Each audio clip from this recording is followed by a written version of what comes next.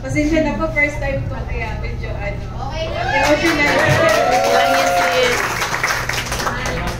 I-share ko lang kung paano kami napunta sa Railway. Paano namin na-experience yung product ko. Before po that, sa family namin, yung brother-in-law ko po, kapatid ng asawa ko, is meron po siya stage for pancreatic cancer. Tinaningan na po siya ng 6 months to live. Last July 2020, year 2022 po. So yung stem cell po, may nag-offer po sa amin, sa asawa ko, since wala ako that time, hindi po siya, hindi po na-offer dun sa brother-in-law ko. Tapos nung pagdating ko po galing vacation, in-invite po nila kami sa office, sa Railway po. Maganda po dun pagpupunta kayo kasi dun marami po talaga yung maririnig. So that time yung narinig ko yun, nag-touch ako kasi that time po yung nag-present is tinaningan po siya dahil sa may infection na siya sa dugo. Oras na lang po yung bilang sa kanya. So sabi ko, si Kuya 6 months, ito oras na lang kasi may infection na siya. Na-save pa po siya. Why not? Din namin siya invite. So nung trinay po namin siya, October, pinainom po namin si Kuya parang gift sa kanya kasi 60th birthday niya ng November. Naka-2 po siya. Dahil po sa cancer siya, na binigyan ng planning, nag-massive po siya, 15 capsule a day. Nung pinatry po namin yun sa kanya, tapos na po yung chemo niya. Pero, in pain po siya, sobra, tinatawag po yung asawa niya na hindi na siya naliligo, hindi kumakain. Parang wala na talagang gana sa buhay. So, nung pinuntahan namin, dala-dala yung stem cell na yun, talagang ininom niya. Amazing po, 2 to 3 days, umangon siya, naligo. After 1 day, nagdamo siya sa garden niya. Tapos nung siguro mga 6 days, nagyaya na po siyang magmamalingke. Kasi yung business nila is fruit stand, tapos gulayan. Sa Tarlac pa po sila nagmamalingke. So nagulat kami. From time na yon na lantang-lanta siya, ganun yung result. Then hanggang ngayon po, si Kuya, buhay pa po. Nangyari po yung December, nung nag-take siya, October to December. Yun po yung tinitig niya. Naka-2 sets po siya plus 1 kasi binigay namin yun sa kanya.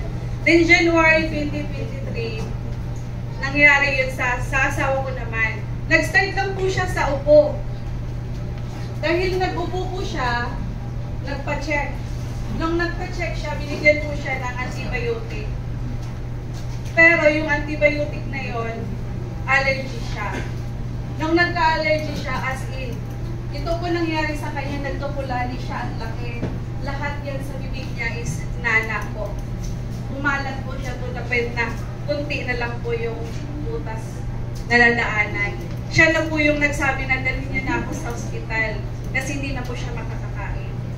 Nung time po na yon, dahil wala naman po tayong pera, ang hirap maging mahirap, sabi nga, di ba? Sorry po ah. Tapos yun, napunta kami sa ospital. Since yung ospital na malapit sa amin, hindi po siya kumpleto, walang ENT. Walang ENT, tinanggihan po kami. So may friend kami, si Rosemary Carino po, pinag-drive niya po kami papuntang Southern Tagalog Hospital.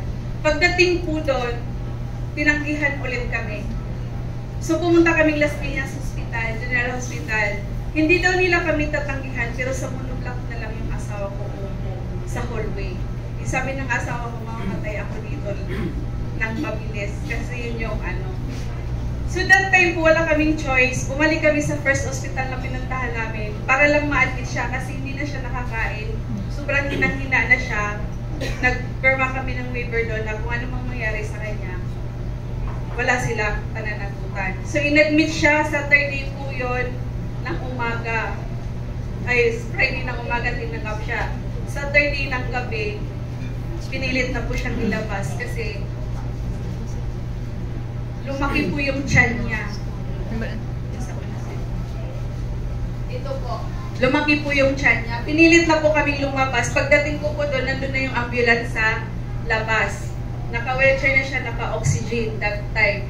Tapos pagdating doon, sabi, ilipat daw doon sa Southern Tagalog. Sabi ko, ma'am, last time, doon niyo po kami pinapunta. Pero walang tumanggap sa amin. Ang sabi sa akin ng doktor na nag-assist sa kanya, hindi, tatanggapin kayo doon kasi galing ako doon. Alam ko may doktor na tatanggap sa inyo. So pumunta kami doon. Sabi sa akin ng driver, ma'am, yung gas hanggang Southern Tagalog lang. Pag hindi kayo tanggapin, kayo na po yung magpagas. So ganun kahirap yung health system sa Pilipinas. Yung pasyente pa yung magbabayad ng gas. So nung pumunta po kami doon, ang haba po ng pila, nandun yung asawa ko sa ambulance. Kinausap ko po yung doktor, nakiusap na po talaga ako 11 p.m. ng gabi. Tapos, sabi niya, pwede namin siyang tanggapin dito. Pero ma'am, ang masasabi ko lang po, baka bukas, bangkay na po yung asawa niya. Sabi niya sa amin. So, sabi ko, anong gagawin ko? Saan kami pupunta? Yung sabi ng driver, ma'am, magpagas lang tayo, punta tayong PGH. So, that time pupunta talaga kami PGH, kami, 12 na ng madaling araw sa sobrang dami ng tao, na entertain kami, magfa-5 na AM. Pagdating mo dun sa doktor, sisinilip niya yung asawa, sabi niya, hindi kami tumatanggap ng hindi naghihinga.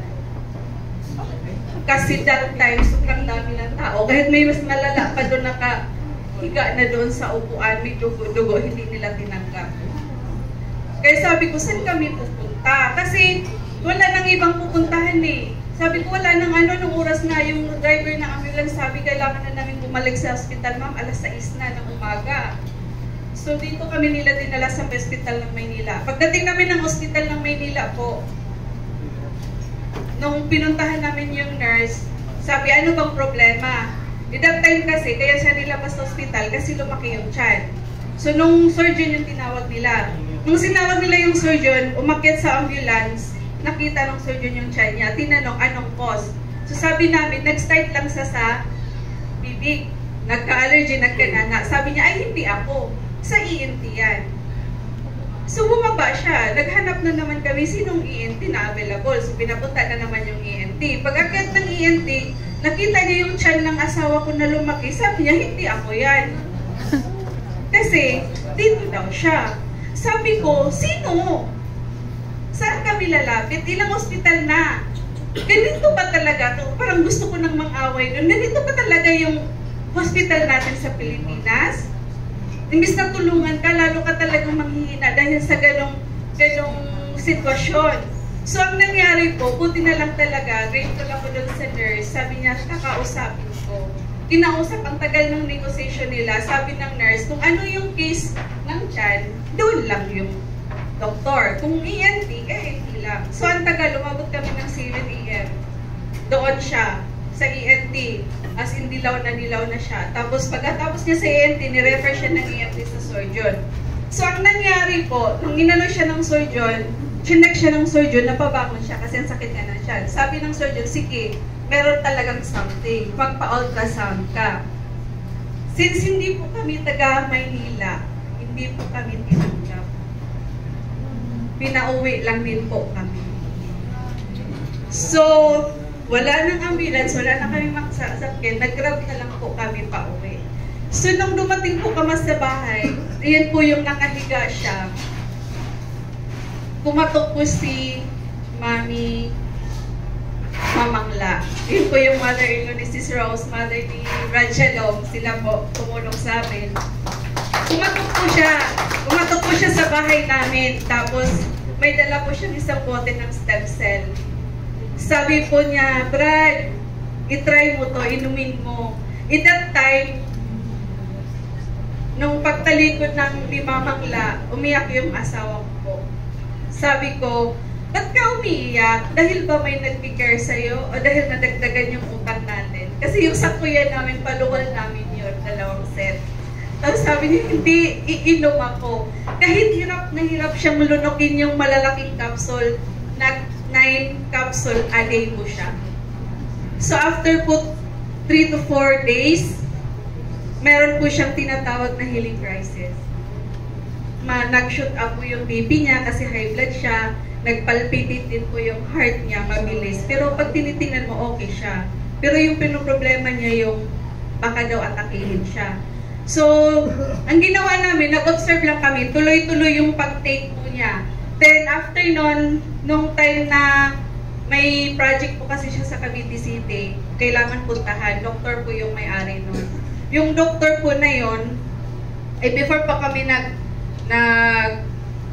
nung nag-take siya ng 4th year na yon, kinabukasan nag-ultrasound kami. Nung nag-ultrasound po siya, meron pong nana yung gallbladder niya. Ito po. Ayun po siya. Ina-advise po siya na tanggalin yung gallbladder niya kasi may nana po siya. Ayun po siya. Makikita niyo po kung ano yung mga na-diagnose dun sa cases niya. Tapos po, nung time na yun, pumupunta kami kay Doktora, galing sa ultrasound, bitit kami na yung ultrasound. Kitang-kita siya ni Doktora na paika-ika, sobrang dilaw. Yun yung po yung mukha niya. Si Doktora po nagsabi, si Doktora is isa po siya, retired commanding officer sa Philippine Navy, psych po siya sa Philippine Navy. Sabi niya, urgently sir, punta ka ng gastro. Punta ka. Ngayon, kasi mayroon kang infection. So sabi namin, sige, punta kami. Pero nagtuloy-tuloy po yung inom niya. Tapos after siguro mga 5 days, kailangan na namin magpa-check kasi grabe na yung naramdaman niya. So nung nagpa-check siya, lahat ECG to the echo, lahat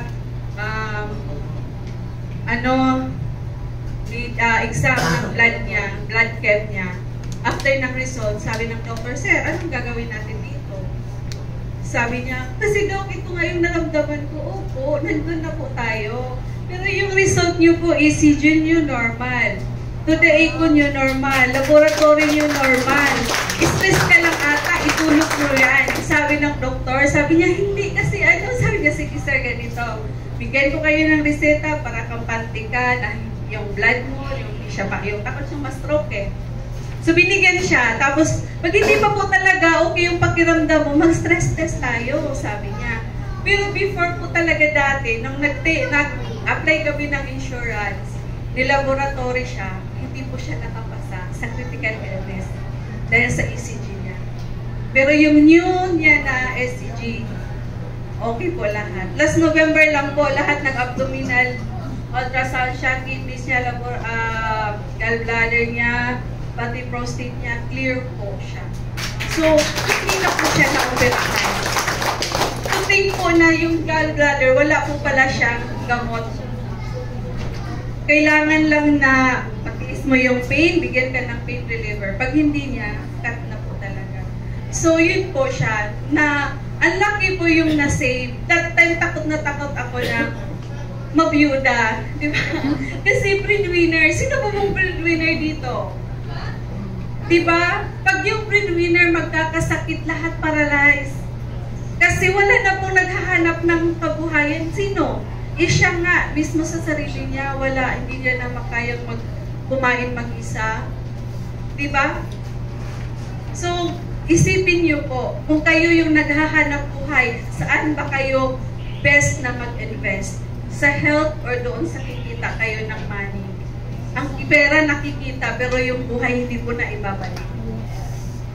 Yun po siya. Marami po akong pwedeng i-share kasi dahil po doon, nag-start kaming, sabi ko, nangyari sa kuya namin, nangyari sa asawa ko, bakit hindi ko siya i-share? Kung nakatutulong sa amin na pareho kung hindi naman hirap sa financial, tinatanggihan ng ilang ospital, baka po meron din katulad ko na merong problema na matutulungan din namin. Kasi hindi rin nila malalaman yun pag hindi natin sinishare.